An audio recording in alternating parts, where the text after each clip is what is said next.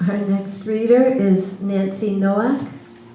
And Nancy holds an MFA from Sarah Lawrence College. Her poems have appeared in Fireweed, Poetry Northwest, the Jefferson Monthly, and the McGovern, among other publications, and in the anthologies The Zeppelin Reader and Windblown Sheets, poems by mothers and daughters. She has work forthcoming in the Beer, Wine, and Spirits anthology, Concrete Wolf Press. As an associate professor at Umpqua Community College, she taught writing from 1994 until 2016. She lives in Winston, Oregon. Welcome, Nancy. I am delighted to be here, too. The first poem I'm going to read is called War Effort. I hope this is good. Okay. First poem I'm going to read is called War Effort, and this is the poem that is going to appear in the Beer, Wine, and Spirits anthology. It is a memory poem. It's my mother's memory, and it came to her when she was listening to some songs by a British singer, World War II songs, and she told this tale that I had never heard before. And it takes place, I'm trying to get through. It takes place on Long Island. So some of the place names are Long Island. War Effort. The burnt umber bar, though nicked and scarred, is burnished to a gloss almost viscous, as if something dark had been spilled across its grain. She's just off the day shift at Republic, inspecting the wings of P-47 Thunderbolts with the usual Friday gang, Doris, Helene, first round served on Rheingold coasters, when soldiers from Camp Upton, after checking through the tavern window, join them. They're new recruits, marooned in the Pine Barrens a few weeks before being shipped off, some distant fort or field who no one knows, who have found this oasis somewhere between Patchogue and Port Jeff, just as the Wurlitzer begins to play Besame Mucho. Each time I cling to your kiss, I hear music divine. One of them sweeps her off the bar stool. She hesitates, thinks, no, her cousin Evie could, who wins jitterbug contests at the Paramount. Even so, it's all in fun, everyone laughing as they dip and swirl, and he's not serious, though the song could tear her heart out with longing as it throbs. And he's good. So for an instant, they both are, lifted above the world war unaware.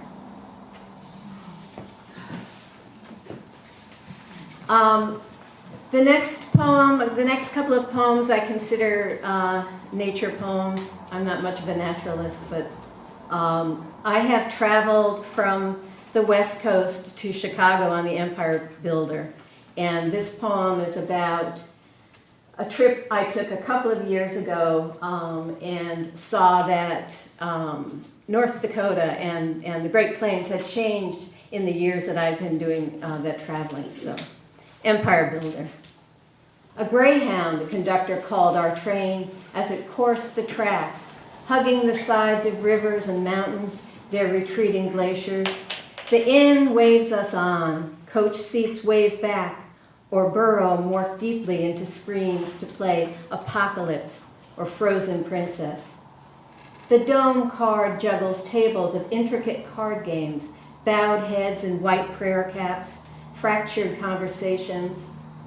The plains, level as the sky, maintaining the myth its heirs can carve ice palaces from the meanest blizzard, just as its pioneers shape buffalo grass sod into homesteads. But something lies beneath, and since a way was found to extract it, our train is couched on a siding.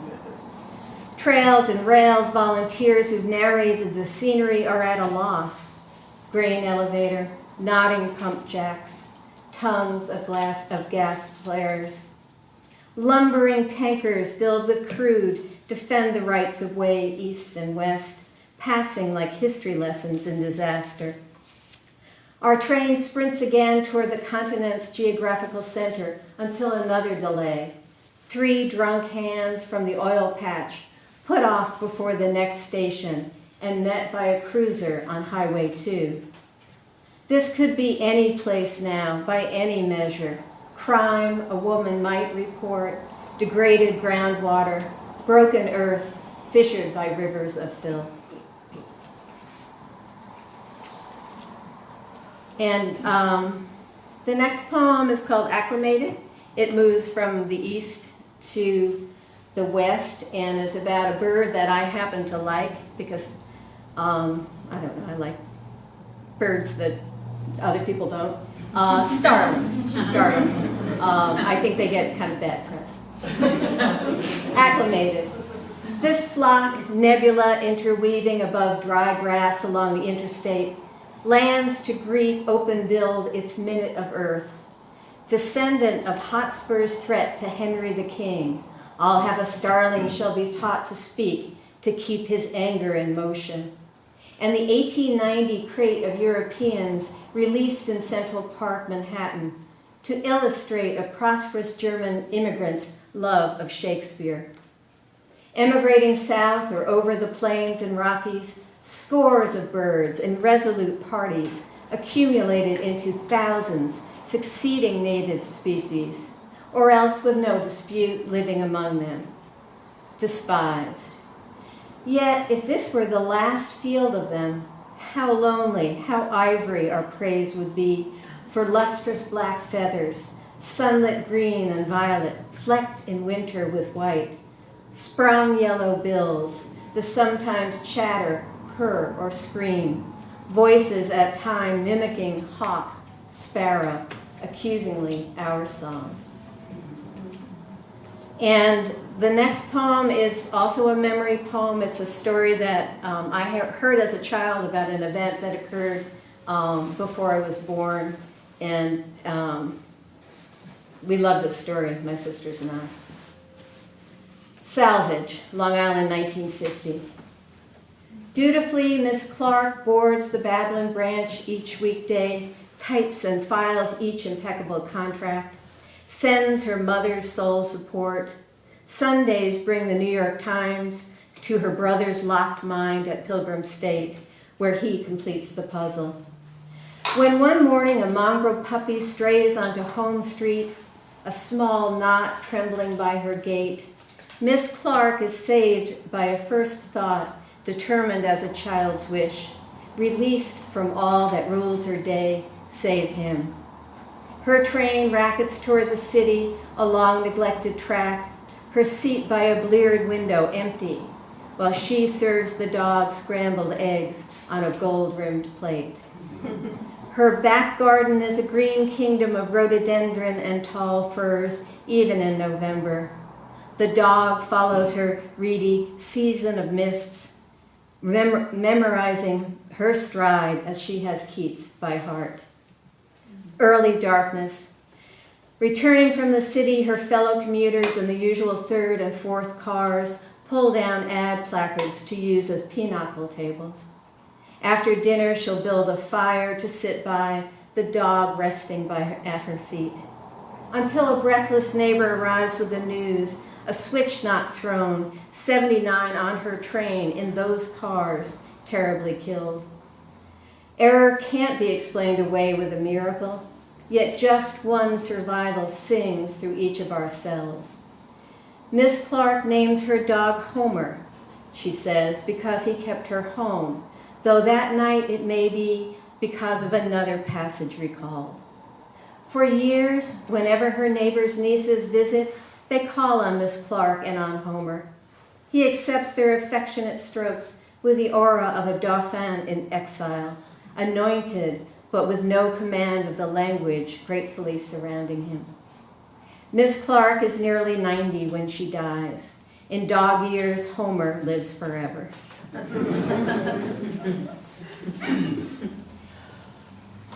And the last poem I'm going to read is a series. On October 1st, 2015, Umpqua Community College, where I was teaching, experienced a terrible event. The loss of 9 souls and the wounding of others from gun violence.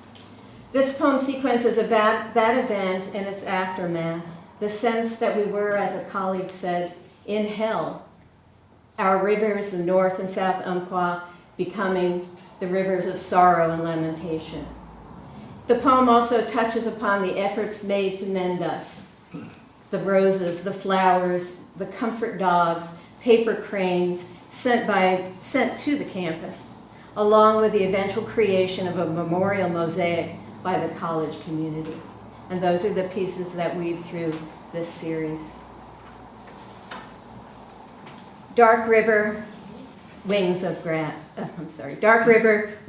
Glass. 1. Evening, breath held at the heart, exhaled as 3 sounds, 3 times, meant to be what is gone, current, yet to come, interwoven. Recognize the light across the darkened campus in the pebbled walkway's slick shine, luminous blades of grass holding on to summer, while across the river, unseen from here, on a balcony, hums a dim light that might be mistaken for a monitor tracking a heart. 2. Night is gone, breath now shadowed by its cruelest echo. No matter how we try turning back the sounds into something recognizable, cannon fire frightening crows from a field into flight, they run toward us, those who can, their ragged breath telling us, crouch in some darkened space or behind a stone retaining wall. Accept the room where, why would anyone, how could you think, what else could be done as the air is torn and torn and torn, the inverse of breath resounding. 3. In each day after is the same day, unyielding. See us move like stones, or as though we'd swallowed darkness across fenced grass, along aggregate paths. Yet if we are stone, how can we breathe? The sky so filled with light it forces shut our eyes has not hardened, nor have our hearts unmended. The weight we feel, though emptied into each of us, becomes no easier to bear. 4. Should we step from sorrow's meadowed bank into the first circle, they recognize why we have come to them, the dogs' golden heads lifting slightly toward our approach. Unwavering, they lie at points of a compass rose, as though their lives were spent forever in longing for us to kneel beside them, pour our grief like blessings upon them, as though they never will leave us until they are led away. 5. Sorrow flows into the sounded lament, 2 rivers only able to recall, as though each name derives from the insistent voice in its current, always escaping. But we have learned river means what cannot be moved from, the place alongside that must watch where we remain. 6. North and south form one grieving river, long called Bring Across, as though we could gather in our arms all 9, like a spray of flowers enfolded in our embrace, their vessel. Instead, we gather for them, on a hill far away, an overlook above rapids, in unrelenting rain, uncertain sun.